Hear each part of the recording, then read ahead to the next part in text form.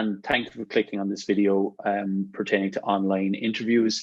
My name is Ciarán Hourihan. I'm Managing Director of H Training, and we're delighted to be a part of Cork County Council Libraries Work Matters initiative. And we'd like to thank them for asking us to be involved here. So basically, the world has changed radically in the last 15 months. Since the beginning of COVID-19 and the various lockdowns that came with that. What's happened is we have pivoted to a remote way of working. And this has been the vast majority of us who are equipped to do our jobs online. And as a part of this, what we've seen is a massive upsurge in the amount of people being interviewed online. I'm very heavily involved in the interview process. I work across the public and private sectors. And what I notice is the vast majority of public sector organizations are recruiting people via Zoom or Teams or whatever of the various platforms that are out there. With the public sector, the exceptions and notable exceptions are teaching. It still seems to be done face to face. I think that may be at the behest of kind of the diocese around kind of schools, but also with the HSE, because obviously they're frontline staff and they will be facing people anyway. So most of the people who will be making decisions are probably in hospitals. So these interviews are kind of being carried out face to face, and no, not always necessarily in hospitals, obviously. But but other than that, everybody that I have worked with in this period of time, most of them are doing it online. And it has caused a bit of anxiety amongst a group of people, because if you're maybe not as tech savvy as the next person, the concern is that this may not give you an advantage compared to someone else. So let's jump into the content here and we'll just have a look quickly at this, okay? So as I've said, I work kind of heavily across the public and private sector. And I see again, managers tasked with trying to build recruitment initiatives that factor in online facilities. Okay. And, they're as challenged by the staff, and keep this in mind. Okay. An interview, there's two people who want something in an interview process. Okay. You're not the only one under pressure. Organizations need you, and they need your skills, and they need suitable people to fill the roles they have in order to meet their objectives. Okay, so there is a collaborative element to the interview process. It's often kind of viewed as one-sided. Okay, so I'm going to have a look with an online interview and just discuss some of this with you. What I'm also going to kind of spend some time looking at is that there is a massive upsurge in the opportunity available to people as a result of this process. What we find is that the demand, or rather the opportunity for the employee, has greatly increased. I know a lot of people who have been onboarded, have been interviewed, are working happily for organizations whose premises they've never visited, okay, which was unspeakable even 2 years ago, okay, but now it's something that we are doing. There's advantages to this. It can definitely work for you from an interviewing perspective, okay. I'm going to give you a few technical tips, and I'm also going to discuss maybe how you could manage the technical problems that little bit better during your online interviews. Okay, so let's jump right into this here. Okay, as I said, massive upsurge in online interviews. What we basically found ourselves in was a scenario whereby people needed to continue to do work. Organizations need to continue to meet their objectives, but they had to do it at a distance. Okay. Overnight, organizations were tasked with this pivot, and there have been a number of flourishes with remote working over previous years. And I've heard various managers, less than thrilled about productivity levels when people are working from home. Even staff themselves feeling that they're not as productive when they're not in a work environment.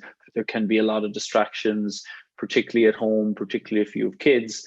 But this really put it up to a lot of us and to a lot of organizations that we had to deliver this work online, and we had to do it, as a matter of urgency. There was no other choice. And in my opinion, it highlights what's possible, because this transition, while we have lived through a very, very difficult time with, an enormous amount of challenges, has been a very successful one. Okay. What's happening now is the great question is about hybrid working. Many people have experienced remote working, and I would include myself in that category, and have really enjoyed it. It has worked very well for them. And now we're kind of faced with returning to offices. And I know a lot of kind of senior managers who are having, quite in-depth discussions about how they can kind of manage this that little bit better. Okay. So I don't think remote working is going anywhere, right? I do think a large element of it is here to stay. And obviously there's for and against that. As I've said, there's a couple of exceptions around the remote working. Some people, remote interviews, some people will be required to attend. But again, in addition to this massive change, what it also allows is for kind of less logistics around your interview. Some people would have to travel to Dublin, let's say, if they're not living there, or they might have to travel to various other places in the country. And there's this kind of having to get up early, having to be ready. Have I slept enough the night before? I'm quite nervous. Finding the location, and then, the dreaded wait, sitting in the hall before you're called in for interview. A lot of that has now been dispensed with. What happens now is that you're in the comfort of your own home, and you're being asked to come online and, I suppose, deliver the message about yourself. Okay. So the opportunity around this, again, is interesting because typically employment has been tied to geography, okay, to your location physically where you are. Are you near the particular organization you're going for interview? And now that seems to be less and less relevant. So there's a couple of clients of mine I know who have, as I said, been onboarded, and they've worked in organizations that they've never visited. All of the relationships that they have with the people that they're working with have been strictly online. They know these people in the little Zoom box as you see me in there now, and that's primarily where the relationship has been formed. Even myself, I started mentoring someone about 9 months ago who I still have yet to meet. Okay, my only knowledge of them is via Zoom. Okay, so now this allows us for a much more flexible working environment. Okay, it's a lot easier now for you to apply for jobs outside of different areas than you typically would, and it's an opportunity that some people are really capitalizing on. Okay, the net is basically widening. There's more opportunity, and the question I would put to you is, how can you make this work? How can you make this increase your opportunities, expand what you can do? For some people, there's obviously maybe perhaps an upskilling requirement that you might need. But I would really encourage you not to be too afraid of the digital or the technical world. There is a lot of information available at the touch of a button, whether it's through Cork County Libraries, whether it's through YouTube. You can self-educate in ways that have never been possible before, right? And again, in doing so, what you're allowing yourself is access to this vast opportunity that we find ourselves with. Okay, so within the technicalities of the interview itself, the advantage is it's your own environment. Okay, you can be at home, you can have your own cup of tea next to you on a screen, okay, which is favorable. I've seen a few people with some fairly unorthodox methods of interviewing. One woman was stapling notes to her curtains behind her computer. Other people are putting Post-its, right? It also allows you kind of the time to have something maybe small open in front of you with just kind of notes. Now, I wouldn't recommend that you read content in an interview like that, because it's very easy to kind of see when someone is doing that. What this would look like is just a brief primer about maybe a story you're telling, about certain points you want to get across. I know some people have kind of developed the argument around why they should be hired or selected for the role, and they've basically just left that on their screen for the duration of the interview. Okay, the board cannot see your screen, right?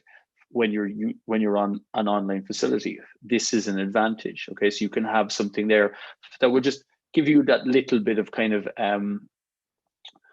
something extra, right? And just even to settle you that little bit during your interview. The other thing with online interviews is they do typically tend to be shorter, in my experience. We don't have the logistic element, but just due to the nature of Zoom, it is that little bit less personable. Okay, we're not really going to get into it with people, or it's that little bit harder. Sometimes you can maybe have a delay with the amount of time it takes for them to hear what you're saying.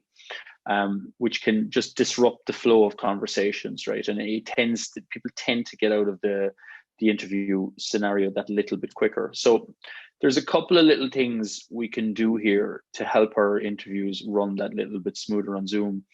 These are some of the platforms. Now, a lot of companies will have their own in-house one, but Zoom definitely is the platform of choice. There's some interesting, it's an amazing success story. I think Zoom's quarterly profits in Q1 of 2019 were something like $98,000. In Q1 or Q2 of 2020, it was something like 27 million. Okay, 27 or 28 million. So they've obviously benefited from the situation we find ourselves in, and it's the most ubiquitous one that I see. Okay, Microsoft Teams seems to be the preference in a lot of public sector roles.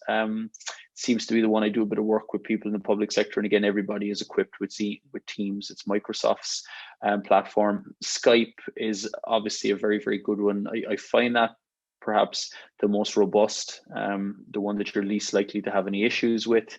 And then obviously we've Google Meets and GoToMeetings, and that's not an exhaustive list. There's quite a few others.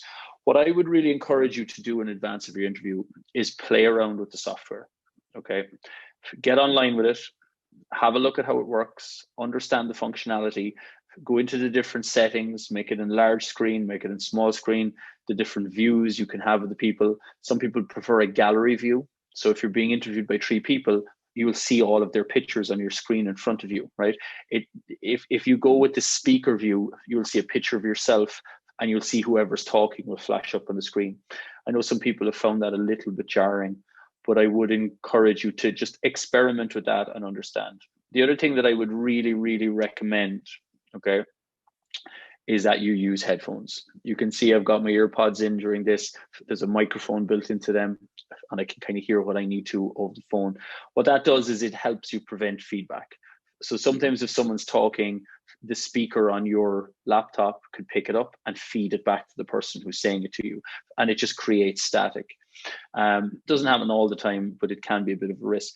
The other thing I would encourage you to do is ensure you're not backlit, right? I'm going to try and experiment with this, but you see if I bring this over to a window there, and it's later in the day now, so this may not work.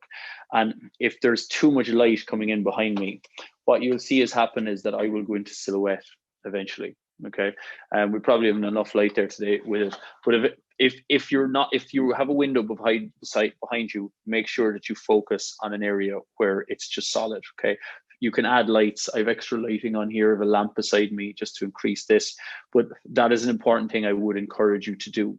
Okay, ensure you're not backlit. If you have no choice, window behind you, try and kind of close curtains, make sure they're heavy curtains, or see if you can relocate to another area. It's difficult if someone is in silhouette to see their facial expressions and to actually get a sense of them. On a lot of interview boards, I know particularly when I interview people, that is something that I do want to do. Okay. The other thing that's important within this is technical problems. These can happen, and it's really important that you don't panic.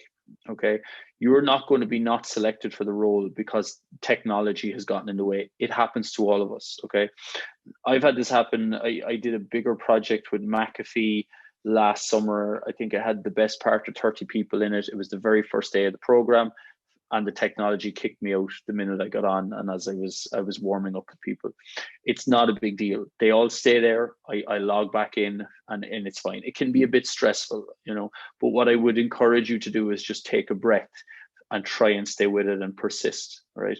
It happens to everyone. Okay. And again, you won't be penalized for matters that are outside of your control. If it gets too bad, what they might do is allow you to kind of log in at another time. You could use a different facility. Take a breath. If everything freezes, if your computer doesn't work, just reboot it. Okay, that's probably the quickest way. Turn it off properly if you still can work. But if it just freezes completely, give yourself a chance to come back in.